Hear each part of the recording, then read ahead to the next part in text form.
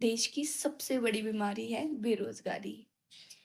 क्या होती है ये बेरोजगारी? तो चलिए आज जानते हैं और वीडियो पे लास्ट तक बने रहिएगा और कमेंट सेक्शन में ये भी बताइएगा कि आप कौन सी बेरोजगारी की कैटेगरी में आते हो। तो चलिए स्टार्ट करते हैं। बेरोजगारी क्या होती है? बेरोजगारी के कितने टाइप होते हैं? ये सब आज हम इस वीडियो में पढ़ेंगे। तो चलिए बेरोजगारी क्या होती है? जब कोई व्यक्ति काम करने की इच्छा रखता हो और उसके अंदर स्किल भी हो, लेकिन इसके बावजूद भी उसको काम नहीं मिल रहा हो, तो उसको कहते हैं बेरोजगार। अगर किसी के अंदर स्किल नहीं है और ना उसके अंदर काम करने की इच्छा नहीं है, तो बेरोजगार की कैटेगरी में नहीं आता है, क्योंकि बेरोजगारी की डेफिनेशन में साफ साफ लिखा है कि वो काम करने की इच्छा रखता हो और उसके अंदर स्किल भी हो, तो वो कहलाता है बेरोजगार। अब बहुत टाइप की बेरोजगारी है। सबसे पहले बात करते हैं डिसगाइज्ड बेरोजगारी की। डिसगाइज्ड अनएम्प्लॉयमेंट की, प्रच्छन्न बेरोजगारी जिसको कहते हैं। इसमें क्या होता है, ये होती तो है लेकिन दिखाई नहीं देती है।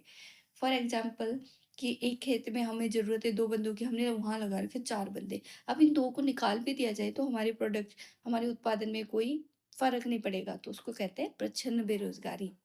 अब अगली बात करते हैं हम, चक्रीय बेरोजगारी क्या होती है? अब चक्रीय बेरोजगारी होती है जब देश में या फिर अर्थव्यवस्था हमारी डगमगा गई हो, मंदी आ गई हो, तो क्या होगी उस टाइम पे? डिमांड कम होगी। डिमांड कम होगी क्योंकि लोगों के पास पैसा नहीं होगा। अब लोगों के पास पैसा नहीं होगा, डिमांड कम होगी, तो कंपनीज किसको सप्लाई करेगी, है ना? तो कंपनीज प्रोडक्शन कम कर देती है और जो वहाँ पे एम्प्लॉयमेंट जिन लोगों को मिल रहा है तो उनकी नौकरियां चली जाती है। तो इसको कहते हैं चक्रीय बेरोजगारी। अब हम बात करते हैं संरचनात्मक बेरोजगारी की। संरचनात्मक बेरोजगारी अनएम्प्लॉयमेंट की अगर हम बात करें तो इसमें क्या होता है? इसमें होता है कि एक बंदा है, फॉर एग्जांपल एक आदमी है, उस उसको वो टीचर है, वो पढ़ाना बहुत अच्छा जानता है, लेकिन उसको काम नहीं मिल रहा। वो उसको काम कर रहा है कंपनी में, वो भी लेबर की पोस्ट पे। अब देखो, ठीक है, कोई बीएड करके बैठा है और उसको काम कहाँ मिल रहा है? उसको मिल रहा है कंपनी में लेबर की पोस्ट पे।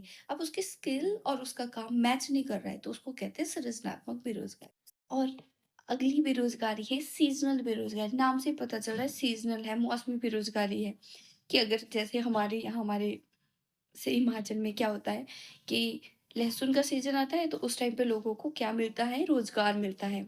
लेकिन जैसे ही लहसुन का सीजन खत्म, तो उनको अगले सीजन तक काम नहीं मिलता, ठीक है? वो जो काम करते हैं वहाँ पे घास कटाई का काम होता है। जब घास कटाई होती है तब तो काम मिल जाता है, लेकिन फिर वो बेरोजगार हो जाते हैं।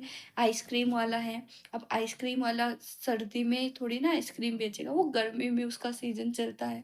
तो ये इसको बोलते हैं सीजनल बेरोजगारी, जो मौसम के साथ आती है। ठीक है, अगली हम बात करते हैं। अगली जो बेरोजगारी होती है वो होती है घर्षणात्मक बेरोजगारी। घर्षणात्मक नाम से पता चला संघर्ष हो रहा है इसमें, यानी कि संघर्ष कर रहे, एक जॉब छोड़ी और दूसरी, जब तक दूसरी नहीं मिलती उसके बीच का जो टाइम पीरियड है उसको बोलते हैं घर्षणात्मक बेरोजगारी। जब तक वो बेरोजगार रह रहा है, यानी कि 1 महीना लग रहा है, 2 महीने लग रहे हैं, 6 महीने लग रहे हैं, 1 साल लग रहा है, तो उसको बोलते हैं घर्षणात्मक बेरोजगारी।